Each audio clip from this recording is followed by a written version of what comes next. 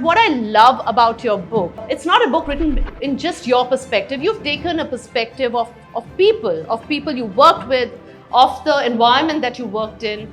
And I love the leadership nuggets that you've discussed and shared here. Something I didn't know, which is the Abhimanyu syndrome. Is there anybody who knows what the Abhimanyu syndrome is? People struggle to be honest.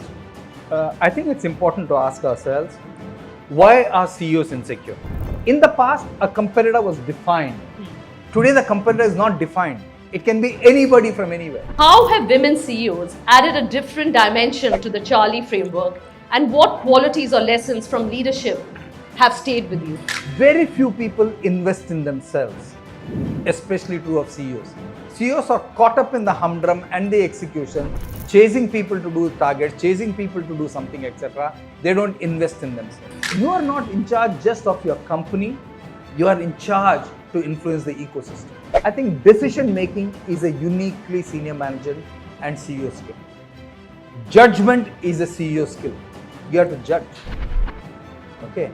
And the last one, crucial, choosing people. The last one, T is time management. 50% of the impression you create as a professional is based on how you manage time. Shiv, heartiest congratulations. Actually, while we've said trilogy, we've said 3 times meeting, and I've said miraculously 3 times over. Congratulations on the 3rd reprint as well. So that's brilliant. Thank you very much for those kind words. Thank you. Yes, and a beautifully written book, Shiv. I come from the corporate space. I've worked in the corporates for about 25 years myself. So it's, watching a CEO and working under them or learning from them and getting inspired by them is not something that one isn't aware of, or it isn't new for most of us who worked with CEOs, and we continue to.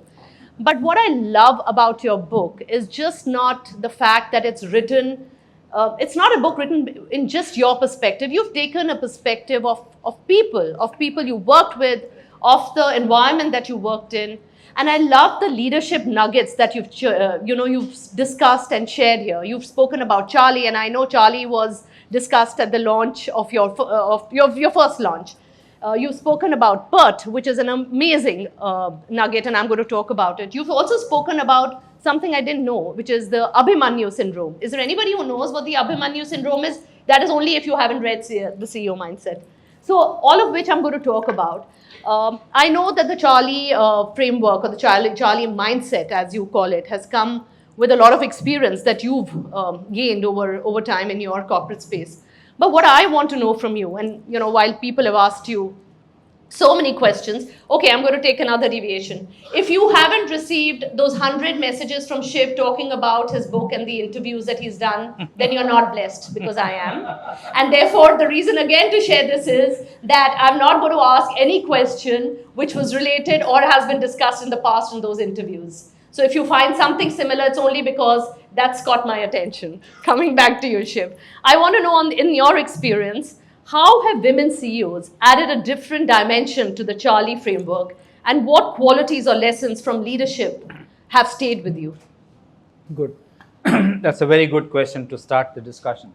So if you look at CEOs and what's happening out there, the number of women CEOs today is at an all-time high. It's 10% of the Fortune 500 companies. It's never been higher. So it's a good time for women in that sense. It's the highest ever in the last 25 years.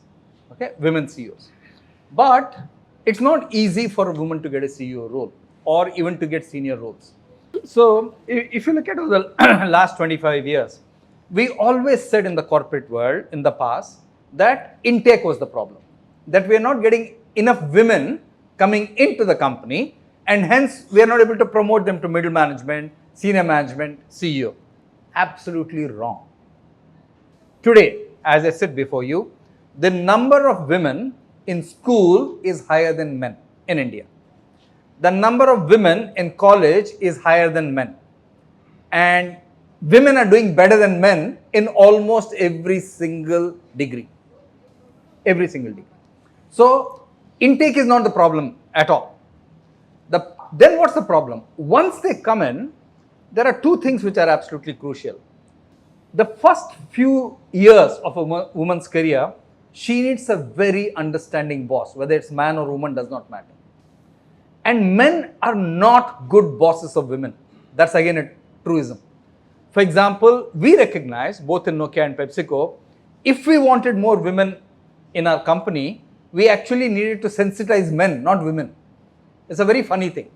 Because when women came for the interview, the stupid men would sit and say, okay, Shibani, you're interviewing for this job. When do you plan to get married? Yeah. Or pregnant. None of your business. Yeah. Okay, or your husband is working somewhere. If he gets transferred, will you move with him? Yeah. So a lot of women pushed back and wrote back to us saying, these are not the questions we expect in a professional organization. Do you ask the man the same question? Absolutely no. So we sensitized a lot of men in terms of saying, what are the questions you should ask? What are the questions you should not ask? Okay, that was a good step. And so in all the vacancies, I think we ended up at something like 77% recruitment of women. Now, after the woman has worked for 3-4 years, she has, or in the first 3-4 years, she's got two very big choices to make, which men don't have the same degree of pressure in society. One, whom she marries. A very important decision. Because if you marry the wrong person who is not supportive of your career, you are in trouble. Okay, so that's not true for most men. Okay, that's the funny part. And second, when does she want to take a break to be a mother? Yeah. Okay, these are natural things which happen to a woman as a challenge compared to men. Men tend to take it in their stride and go along, but women are far more deeply impacted. Assume that we have the intake, assume that the woman has married the right guy, assume that the woman has taken the right timing in terms of a break. Then what stops women from going to senior levels and into the CEO slot? 3 things. Number 1, women need role models in the company. If you don't have enough role models in the company as women up there, you will not shoot for the top job. Number 1. Second, women need sponsors in the company. People have to actively sponsor you. And the third thing women require is they need operational experience. Because every time we've discussed whether we need to choose a man or a woman, somebody will say, Shiv, she does not have operational experience. So my submission to all the women here, develop operational experience either through projects or something else, or actually do something as a 6-month stint or a one year stint. That's what these 3 things combined will take you forward. And that is the nature of the corporate world. You have to be aware of it. And that's quite pertinent, Shiv. I know that I've been asked those questions, and I was in a senior role in organizations. But the first question always was, how many children and what do you do? And I think what men and organizations now need to realize is leadership is not about taking charge. It's taking care of those you're in charge. So thank you for sharing that piece of information about women. I'm still on Charlie.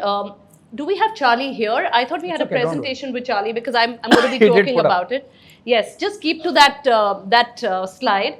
Which part of the Charlie framework do most CEOs struggle with, and why? A great question. Charlie stands for, okay, this is what I said. Why did I develop that? Because a lot of people are asking me, Shiv, I want to be a CEO, but I haven't got there. A lot of graduates in MBA, whenever I teach in India, wherever in the country, I ask them, how many of you want to be CEO? 90% of the hands go up. But the raw stat is less than 7% of a batch makes it to a CEO role. Forget startups, less than 7% of a batch. So then I ask myself, why this gap between 90% and 7%? Why are 83% of the people dropping off? Then I said, it's about the mindset you have right through your career. You don't become a CEO when somebody gives you the job. You have to display that mindset non-stop. That's how you'll get the job. And I put an acronym around it so that everybody can remember, which is communication, holistic thinking, absolute standards, reflection, then reframing of issues, legacy thinking, investing in people, and ethical execution. The biggest challenge which I have seen from the time I have been a junior manager going to senior roles is that a lot of managers, corporate managers, not just in India, everywhere in the world, as they go up the ladder, they start being more intellectually dishonest. What is intellectual dishonesty? You say one thing in the room and one thing behind. You say one thing to the person in front of you and you say something behind his back. So somehow, one of the things I found was that people struggle to be honest. People struggle to be authentic and true to themselves. That's one of the things I've found most amazing. The same people that I've grown up with, it's just amazing to see how much they've changed on that one dimension of intellectual honesty. So that's one thing which I've seen as a big surprise. And this is true in every company, trust me. Okay, in every country, trust me. There are a few countries which are outliers, but in most places this is true. Because what happens, Shibani, is personal agenda takes over corporate agenda, a company agenda. Yeah. So when the personal agenda takes over, then you are economical with the truth. Then you want to say only things which suit your agenda, which make you look good. Look at, I'm sure all of you are, think of all the presentations which are made in your company and made to you. Everybody is only giving you the positive things. Surely there are many negative things too. So why is that? The need to look good is far more important than the need to be honest. That's the problem. Do you think that also actually comes from insecurities? And I must compliment you, Shiv, before you answer that, is that, there are very few CEOs or people who are insecure. Of late, I think insecurity is on its all-time high, not that it wasn't earlier. But why I'm complimenting you also is because your presentations, your thoughts, and everything that you feel or you're talking about is all in the open. Anybody can actually pick up whatever. Not everybody tends to do that. What they look at is building their personal brand. Here, you're actually helping others build their brand as well. So what does insecurity play a part? How does it play a part in this entire gamut of things? So I think it's important to ask ourselves, why are CEOs insecure? Okay. First, let's start with the external factors. The average life of a CEO in India today is 4.2 years.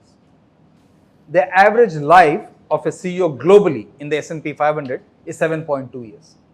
So now imagine you struggle from the time you're 25 till the time you're 45 or 48 or 50. You struggle, you work bloody hard. You've given it 24/7. And after 20 to 25 years, you become CEO.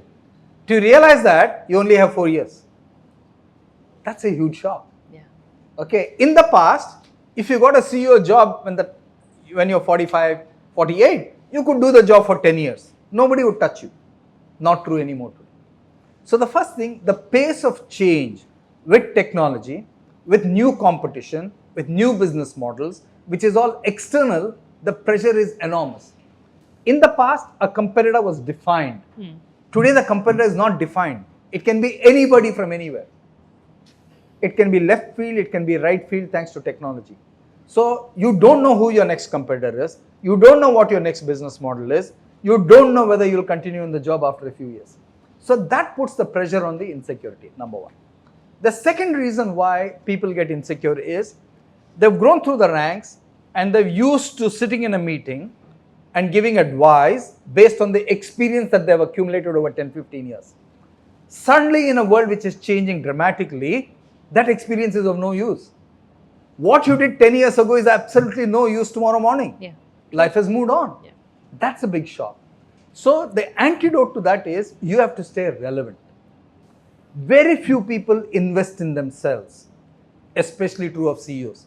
CEOs are caught up in the humdrum and the execution, chasing people to do targets, chasing people to do something, etc. They don't invest in themselves. If you don't invest in yourself to be relevant, you will not get the next job. That's a dead-end job. And once you fail with a company, you have no choice. Nobody hires you. It's 1-0, it's binary. So these are the reasons why there is more insecurity at the workplace. Next also is everybody wants their kids to do well. Education is expensive. Everybody wants a roof under their head. A good house is expensive. Okay, everybody wants to get their kids married in the latest Indian, Bollywood style. That's expensive. So you just add 3 simple things. Imagine having a very good wedding for your son or daughter. Put 50 lakhs behind it. Imagine having a very good house, a basic middle class house, 2 crores, 2.5 crores, done. Okay. Imagine education for your kids. You want to send them abroad, etc. 1 crore into 3 years. 3 plus 2, 5, 5.5 crores. Yeah. Yeah. So the day you start having a kid, you ask yourself, 5.5 crores I have to put in the bank. How many people have it? So there are a number of factors you need to consider as to why this is happening out there in society. Okay, so that would be my answer to you. Yeah, great, Shiv. And on that, what is it that you had to fully unlearn before you got into the CEO mindset? Yeah, so as you go up, the thing you recognize, and I've made this mistake too, and I'm sure a number of the leaders here have made the mistake. When I became a first-time manager is somebody who's promoted to being a manager because he's been a great individual contributor. So assume that I've been promoted, and I was promoted as senior brand manager, and I had a wonderful young man called Shumon Chatterjee who reported to me.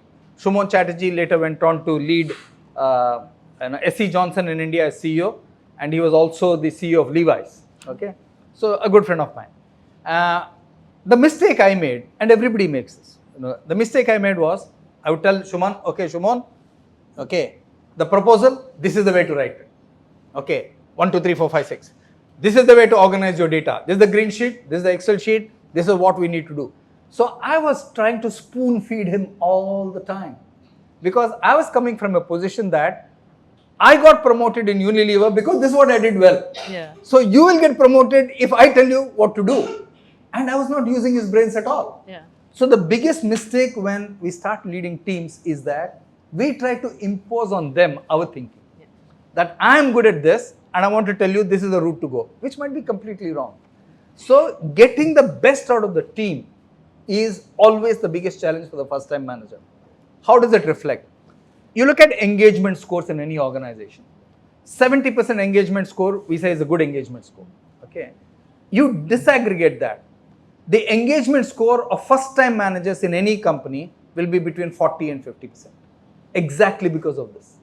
Because the first time manager is trying to dominate his team as opposed to getting the best out of his team. So when you become a CEO, remember, you have 10-15 reportees, number one. The biggest realization for me was it is not about leading these 10-15 guys. It is about leading the ecosystem. Okay, you had the operator, the Manoj Kohlis of this world, the Dasas of this world, Sandeep Dasas of this world, the Himanshu Kapaniyas of this world. You have to work with them in order to drive a business called telecom. So you are not in charge just of your company, you are in charge to influence the ecosystem. That's a paradigm shift for CEOs compared to the past. Yeah. And that is one lesson which I had to learn and practice and diligently, do that. That's not easy. I love that you say that, and I have a quote on that which says the most important thing in communication is hearing what isn't said. Letting go of assumptions is critical, and you just said that, Shiv. With AI thinking faster than humans today, which aspects of the CEO mindset will continue to remain uniquely human and critical? Yeah, great question again. See, there is a lot of misconception on what AI will do, will not do, etc. There are tomes of research. I've read every single research report published over the last 18 months. Here's what I would tell you. AI right now in organizations, people are using consumer AI as opposed to business AI. So what are people using it? They're using it to design, to paint, to get, data crunching, report crunching, etc. So let's look at what happens to a CEO and his life. In the past, if you're a CEO, Shibani, and you ask somebody, can you give me a report on this competitor? Your finance department will tell you, Shiv, for us to do that and look at the whole annual report might take a week or two. Yeah. So we'll give it to you after a week or two. Okay? And you'll say, yes, I only have 3 people in my finance team, etc. Today, that same report will be on your desk in 15 minutes time. Yeah. So the first thing which is going to change for CEOs or CXOs at any level, you will be inundated with too many reports. What do you make sense of those reports is in your head. The report is not going to tell you what to do. So the 3 decision points actually. I think decision making is a uniquely senior manager and CEO skill. Judgment is a CEO skill. You have to judge. Okay. And the last one, crucial, choosing people. Okay. AI cannot tell you whom to choose. You have to look at people in the eye and say, I will choose him because I feel he will do a better job than this. I'm comfortable with him. AI cannot tell you that. You asked the question about COO. In one of the organizations, I won't mention the name, we are debating the role of a COO. And whatever I told this young lady, I was saying it in the meeting there, etc. One of the board members pulled out his AI app and said, do we need a COO in this industry? And AI said no. And he said, Shiv, AI is saying no. I said, because it's stupid AI. I'm telling you, from my grey head, trust me, it's the right thing to do. Then after the meeting, everybody was convinced. They said, yes, Shiv, this is the right thing to do. So judgment, decision, people choices, they are all CEO traits. You cannot outsource all of this. And the last one, linked to all of this, is culture. If there's one thing you cannot outsource as a company, as a HR head or a CEO, is culture. Culture is your day job. Yeah. I also want to say, while you say judgment, I also say empathy and intuition. They're irreplaceable in leadership, Shiv, and you'll know this better. Shiv, also in today's attention economy, how can a CEO mindset cut through noise and focus on what truly matters? Good question. So let me ask, what truly matters? Now, I'll give you example from corporates, example from education, because my good friend who has taken I am Kozhikode to number 3 from nothing, he is here in front of me, Devu. Okay, so let me give you examples of both. Number one, what matters in a company? Number one, competitiveness. What is the measure of competitiveness? Market share. That's all. Nothing else. If your market share is going up, which means your value point is good, whatever you're doing around the brand is good, it's going up. So number one is market share. Number two, very important measure in organizations is cash flow. Yeah. You have to have positive cash flow. You can't burn money. Your car will not run if there's no petrol. As simple as that. So second important measure is cash flow. Okay. And the third one is engagement of people. If people are engaged, you get more discretionary effort. You get more productivity. You get more productivity, your cost structure is lower for the same cost. These are the three things which are crucial for any business. When I used to run emerging markets for Nokia, or even when I sat on 30 boards, etc., these are the only three measures I would look at. And I tell everybody, all the others is good to do, guys, but these three are crucial. If you nail these three, the rest will fall. Don't worry about it. Show me a business which has got these three right, which will fail. It will never fail. Okay? Those are the absolute, crucial things. So that's what I do. Let's take in an education institution. I put out a post after the last NIRF rankings. Okay, my friend Debu went to number 3. The institute where I come from went to number 7. Okay, I am Calcutta. So I put a post saying, look, I am Calcutta is in decline. In 2019, I met the director, I met the chairman of the board, I met the deans, I met 20 alumni. At my expense, I called them to the Marriott in Mumbai. We had a nice afternoon tea. And I told them, look, you run the risk of going out of the top 10 by 2030. In 10 years, I said. 2018, 2019, by 2029. Everybody poo-pooed. They said, Shiv, we are fine, nothing will happen, etc. One or two people said, we can see your worry. Today, we are number 7. Okay. When I put that post out, okay, a lot of people said, yes, Shiv, you're stating the truth, we need to do something about it. Okay. One young boy, even day before yesterday, he is from IIM Calcutta. No, you are alumni. How can you say this? If I don't tell you the truth, who else will tell you the truth? Okay, now, after that, he's been pinging me almost regularly on LinkedIn saying, look, this study says IIM Calcutta is number 1. LinkedIn has just said IIM Calcutta is number 1 on one dimension, which is, alumni salary. I said, look, life is never about one dimension. You show me a business which maximizes only one thing, it will fail on many other things. So in an education institution, you need to galvanize the professors. You need to galvanize the whole board and everybody in the ecosystem to move to a particular thing. And academicians and professors actually are the biggest stumbling blocks. So the XLRI board told me, Shiv, why don't you sell the strategy to the faculty, 50 of them. I said, sure. I went there, 5 months ago, and I stood up and said, Who is our customer? What do you mean, who is our customer? Who is your customer? Now imagine a bunch of 45 professors cannot answer that question. They cannot answer that question because they're reluctant to accept either industry as the customer or the student as the customer. Because accepting both is a sign of weakness. So I navigated that. Then I said, you know what? Why do people come to this institute? So usual answers, etc. I said, look, finally people, MBA schools, people come so that they get a very good job outside and their salary is good. Promptly one professor from the back says, Shiv, are you telling me that I'm selling soap and detergent? Oh. I said, you are not selling soap and detergent, but your person, your student wants the best value in the marketplace. Till you recognize that, you will not go forward. So professors are wedded to their discipline. They're not wedded to the institution. They're not wedded to the external forces. So till an institution recognizes that, it doesn't work.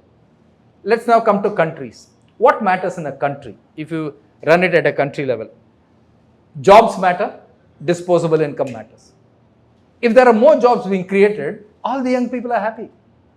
If people are earning more than inflation, let's take inflation is 5%, your real earnings is more than 5%, you'll be happy. That's all. There's prosperity for all. Each of the things I've told you sounds very simple. Why doesn't it happen?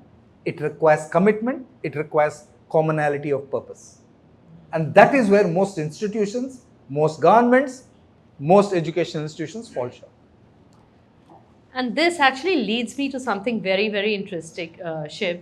You mentioned something called, and I actually went back to read it, called the Abhimanyu syndrome, which is how do CEOs decide when to charge ahead versus step back, especially in high stakes situations. And that whole syndrome is about, can I get you more water?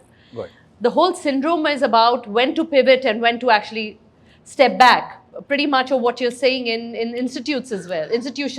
Yeah. So here's the thing. Anytime you lead a team, whether you like it or not, if you're the leader of the team, people will watch you to see what you're going to say. The moment you say this, everybody will say, yes, I agree with you. I've seen this even on boards, right from the time I've been on boards from 2004-5 was my first board, 2004. Everybody is discussing an issue. The moment chairman says something, everybody says, I agree with the chairman. Okay. Now, what does that do? It brings groupthink, which means the group is not willing to consider other options. Okay. So, one of the things I've tried to do in all the meetings that I have run, let's take this the right hand side of the table, left hand side of the table. So, people will propose something, etc., saying, this is the idea. Then I'll say, hey, right hand side of the table, just tell me why this is a bad idea. Just shoot holes into this idea. Then after they finish, then I'll tell the left hand side of the table, how would you defend against what these guys are saying? So that way, without putting anybody on the mat, you're getting much more out from it. The next one, which I used to do again repeatedly, I would say, we are planning this. And this is a question I used to ask repeatedly. Will this surprise competition?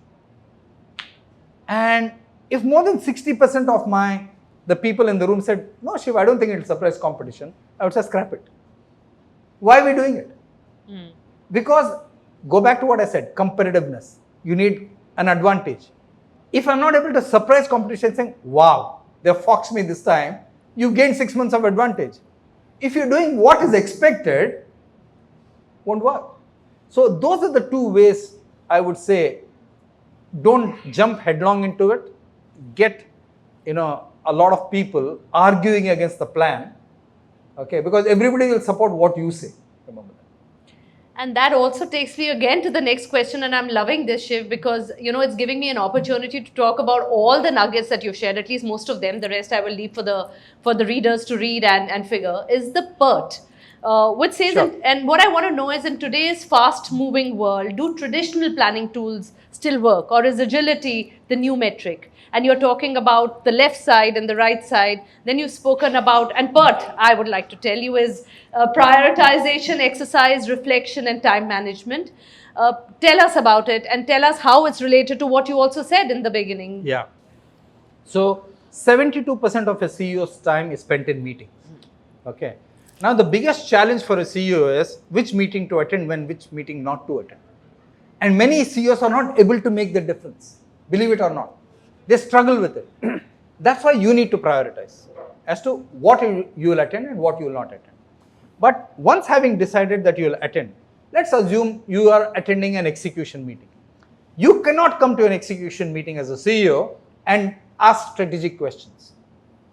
Equally, there are many times it's a strategy meeting and CEOs end up asking execution questions. That's when the room says, this was not in the syllabus. Yeah. What are we going through? Why this madness? So prioritization is absolutely crucial. Exercise. Today is a fast-paced world. If you want to be mentally alert, from 9 in the morning to 6 in the evening, you have to be physically fit. If you're not physically fit, you will sleep in the meeting, you will gloss over, you will not be at your sharpest best. So if there's anything I would suggest, be at your physical best. Okay.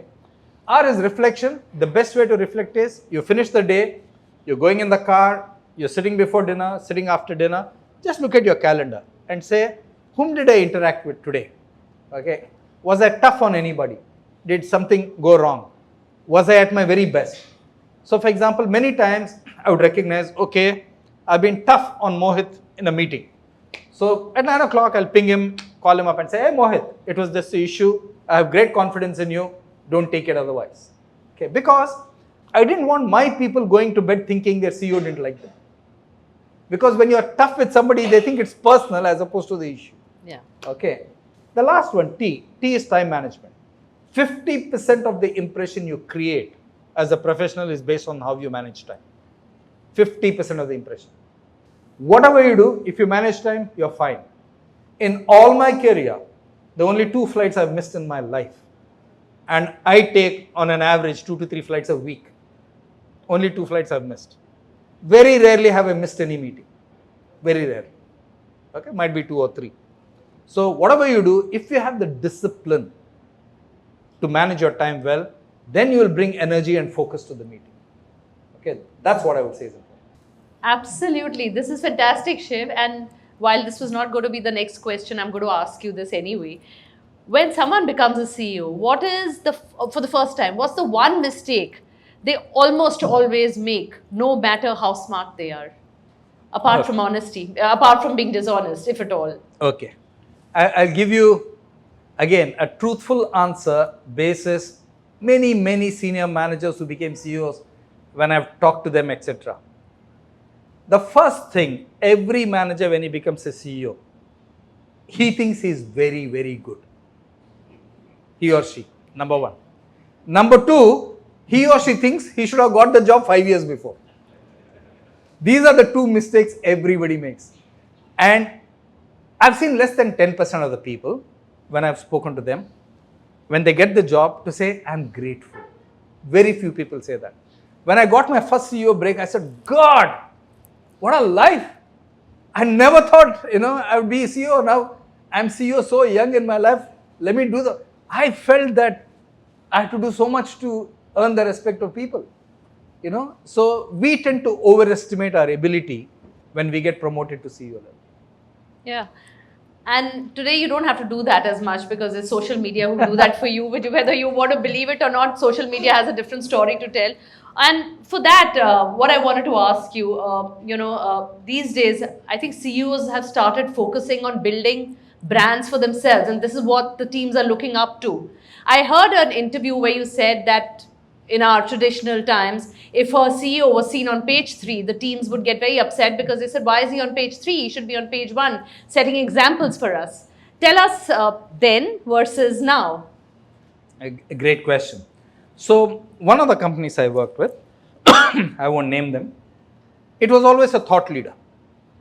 Our CEO would always be on page 1, Page 2, discussing policy. What is good for India, etc. Okay. Then things change, companies atrophy, culture changes, etc. Then a CEO came and we started seeing him more on page 3, which bar he went to with his wife, okay, how they celebrated their wedding anniversary, etc. I can't tell you the number of senior managers, including me. We went up to our HR manager and said, we don't like this. This is not on. I don't want to work for a company where my CEO is with the bartender, for heaven's sake. My CEO should be with the minister, with the regulator, not with the bartender. So many CEOs make this mistake. So if you look at CEO posts today, all CEO posts about, I'm the greatest. Complete rubbish. Utter rubbish. CEOs lack humility. CEOs lack vulnerability. Everybody says, I've cracked it, which is completely wrong. Look at the post. I have delivered 20% growth. You are part of the team which delivered. You are not the reason. I never say I was the reason for Nokia's success or PepsiCo's success. I was one of the people. So till you have that humility, you will not work well. So in today's intense scrutiny world of personal media and personal branding and LinkedIn, etc., there's a lot more puffery out there and a lot less genuineness. And that's the thing I would always advise. Please stay authentic to who you are. Post whatever is there. That's all. Okay. And my advice to CEOs, keep your personal life out of media. Yeah. That's the best advice I can give. Okay. You are a representative of your company. You are not a representative of your family. You are a representative of your company.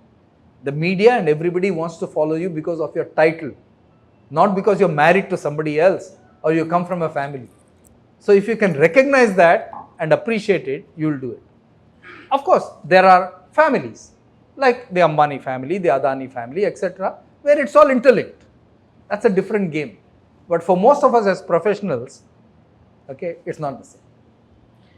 You know, Shiv, I have two very important questions, and my alarm already says we have 5 minutes, but I have to ask you these. One, of course, this gentleman had already asked, but I'll ask you, what mindset shift do you think is essential for the Gen Z and the Gen Alpha soon to thrive in a volatile, uncertain, a VUCA environment, volatile, uncertain, complex and ambiguous environments? I've learned all these corporate jargons, by the way, and I'm suddenly feeling very uppity in the corporate space. But for you, Shiv, in the Gen Z and the Gen Alpha space, please tell us about this. Okay, no problem. Okay, first thing, every generation thinks that the previous generation is a load of shit. Yeah. True. This has happened in every generation. Yeah.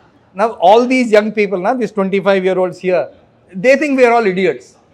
You know, that's fair. They may be right also. That's up to them. To some extent.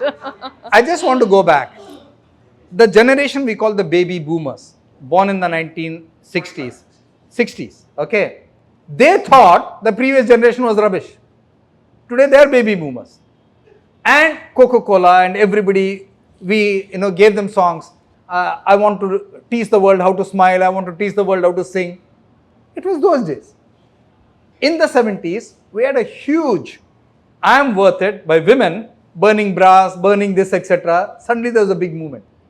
The same women today are grandmothers. Okay, the same women who rebelled against society and said whatever they are. So, every generation has something to rebel about. It might not be logical. They have something to rebel about. The current generation, what is their biggest strength? They're very articulate in their own way. You might not understand them. That's a different matter. Okay, they're articulate in their own way, number one. Number two, they're facile with technology. These are two things you have to give them. Okay, so these people, and I'll come to the one advice I have for them. So I used to have a chap called Jatin Gupta who used to work for me. Outstanding boy. He works with BlackRock investment right now. Chartered accountant, All India rank 29. Wow. So in my team of 17, 20 people in strategy, I had about 8 CAs, 6 were rankers. One of them was a girl called Nandita Masan, All India rank 6. She's working with Lenskart right now. Okay, Ekansh Khattar, okay, who's working with Tally, All India rank 24. Then there was Komal Run there, All India ranked 21. Okay, real hotshots, like not ordinary guys, huh? Great guys. I learnt a lot from them. So Jatin Gupta, All India ranked 29. Okay, every day he would come to my office. Okay, he'll come open my door. Hi bro, how are you doing today? And I'm thinking, if in Hindustan Lever, I had even gone anywhere near the 5th floor where Dr. Ganguly, my chairman, was sitting, and I said, hi bro, you would have thrown me onto the floor from the 5th floor. Okay. Now, the thing is, they're not saying because, Jatin does not saying because he disrespects me. That's the way he is. He believes that we are equal. Okay, you might have more experience, but I will get there. Okay. So, the one advice I have to all the young people is, all the Gen Z wants to change the job every 2 years. Good for you. Nothing wrong. You're changing your salary 10-15% up, etc. Damn good.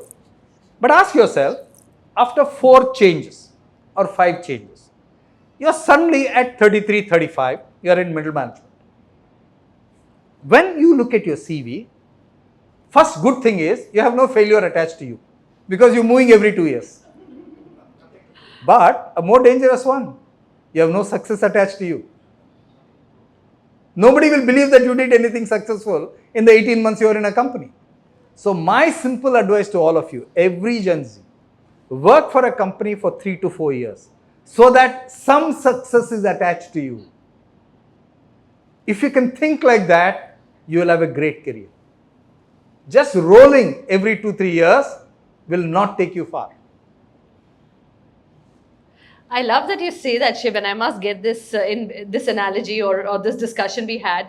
I'd interviewed Geetika Lider. She's this wife of Tony Lider who lost her husband in an air crash with CDS Bipin Rawat a few years ago. And she is one of those. So I think the Gen Z has become like the army wives, and with due respect to them, I'm a Fauji bacha as well. But the army wives changed jobs. They said we only worked because it was a job. It wasn't work that we were passionate about, even though they were so highly educated. It's because they moved with their husbands.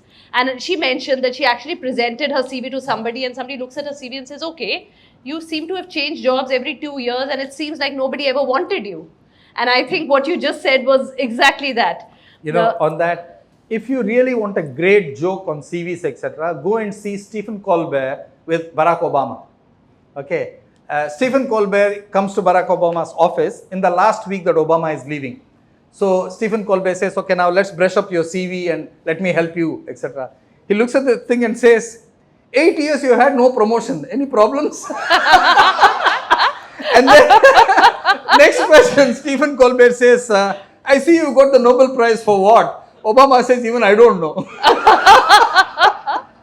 Oh, so, that's great jokes on CVs, yeah. I'm going to do a quick Karan Johar on you with Coffee with Karan, but except that this is Shibani with Shiv.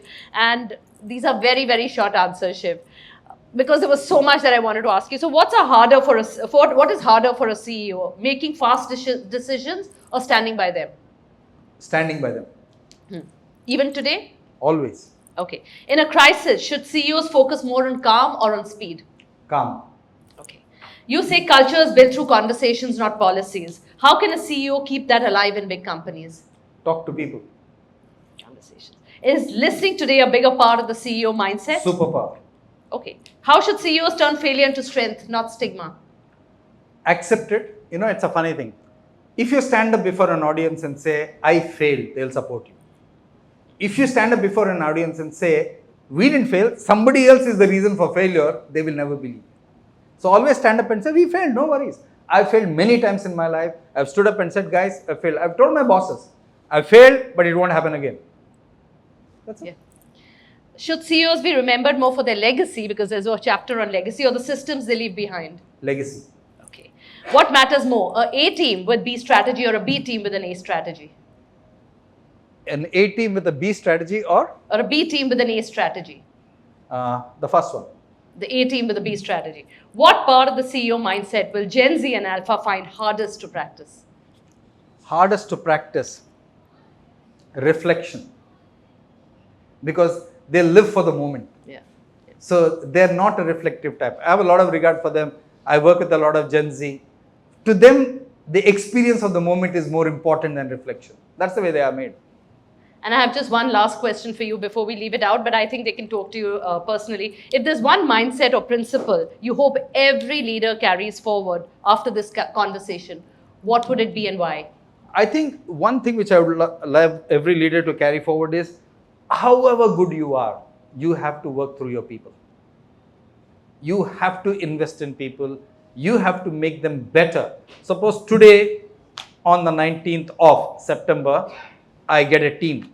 I leave them as the leader on the 19th of September 2026. Am I leaving them better as capable people and capable leaders is the question you should ask. As long as you are sure that you are investing in your people and making them better, your legacy will be bright. Wonderful. Thank you very, very much, Shiv. I'm just very happy with the trilogy, the 3 times meeting you in person, and the 3rd reprint. Thank you very much. Wishing you all the success. And I've thoroughly enjoyed this conversation, and I hope you have. I know there are lots of questions. Please ask Shiv directly. Thank you. If you haven't had your book signed, please come on stage, get them signed, get a picture, post it on LinkedIn, talk about it. Shiv loves that, and I love it too.